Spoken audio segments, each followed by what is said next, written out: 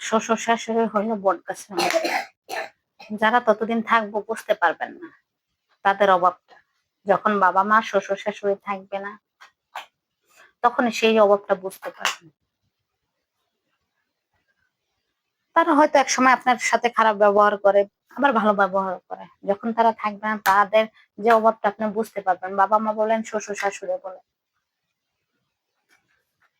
তারা একসময় খারাপ ব্যবহার করে, একসময় বাবা মাও তো একসময় মারে, আবার কাছে টেনে নেয়, এরকমই তো।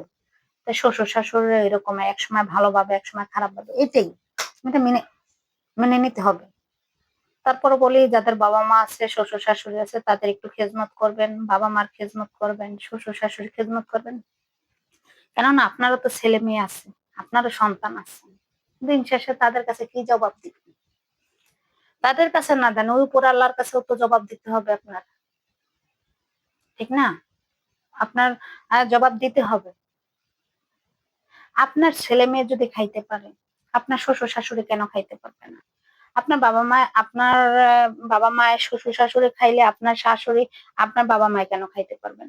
তাই এই জন্যই বলি, শ্বশুর শাশুড়ি বাবা মা এরা হলো বটগাছের মতো। এরা এরা যত ঝড় যাক তুফান যাক এরা আগলায় রাখবে। আবার এরাই আসলে একসময় দেখা যায় না যে গাছের ডালে কিন্তু আহ সবাই বসে,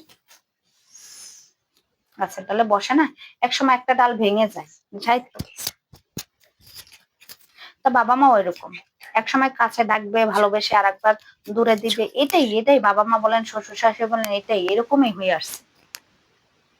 সেই জন্য বলি, যাদের বাবা মা আছে, শ্বশুর শাশুড়ি আছে, তারা একটু বাবা মাকে, শ্বশুর শাশুড়ি একটু খেজমত করবে না। তারা বাচ্চাদের মতো। দেখবেন বাচ্চাদের যেরকম এই যে বিস্কুট দেন, চকলেট দেন, বাবা মাকে দিবেন, বাবা মারাও খাবে। শ্বশুর শাশুড়িকে দেন, তারাও খাবে। দেখবেন বাচ্চাদেরকে ফল ফ্রুট দিতেছেন, যে কোনো খাবার দিতেছেন, সেইটা শ্বশুর শাশুড়িরে মা বাবাকে দিবেন, তারাও এটা খাবে। কিন্তু দেখেন, যে সময় আমরা বড় ছিলাম তখন কিন্তু এগুলা খাই নাই। তারা কিন্তু আমাদের খাওয়াইছে। কিন্তু যখন আমাদের বাচ্চাদের সাথে আমার শ্বশুর শাশুড়িকে বা আমার মা বাবাকে দিব, তারা কিন্তু খাইবে। এটাই, এই জন্যই বলছি, তারা কিন্তু বাচ্চাদের মতো। একসময় দেখবেন যে তারা একটা রুটি খায় নাই, এখন দেখা গেছে বাচ্চাদের সাথে সাথে একটা দুটো রুটি খায়। ওই তারা খায় নাই, তাদের সন্তানাদেরকে খাওয়াইছে।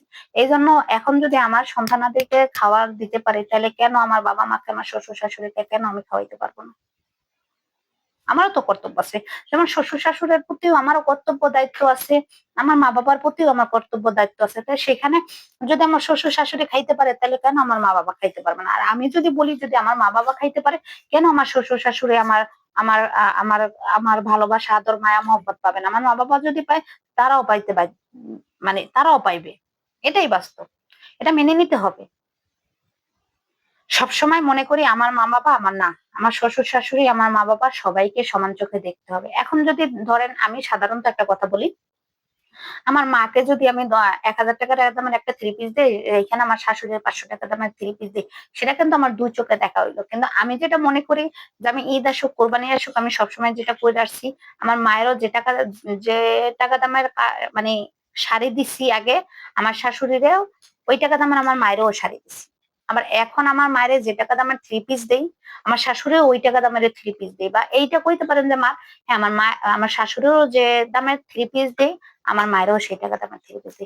তাদেরকে ভিন্ন করি না। কেননা সেও মা, এও মা। ঠিক না? এখন হয়তো শাশুড়ি মা নিজের মার মধ্যে তফাৎ আছে। তারপরও এক গাছের ছাল বলতে পারেন আরেক গাছে লাগে না। কিন্তু এটাই বাস্তব। এটাই তাদের সাথে থাকতে হবে আপনার সারা জীবন। যতদিন তারা বেঁচে আছে তাদের সাথে থাকতে হবে।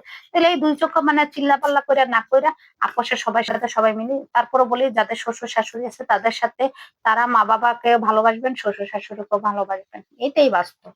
এটাই, তারা কয়দিন থাকবে বাইচা? যদি আমার কথাগুলো ভালো লেগে থাকে, লাইক কমেন্ট শেয়ার দিয়ে পাশে থাকবেন। ভালো থাকবেন। আল্লাহ হাফেজ। আসসালামু আলাইকুম।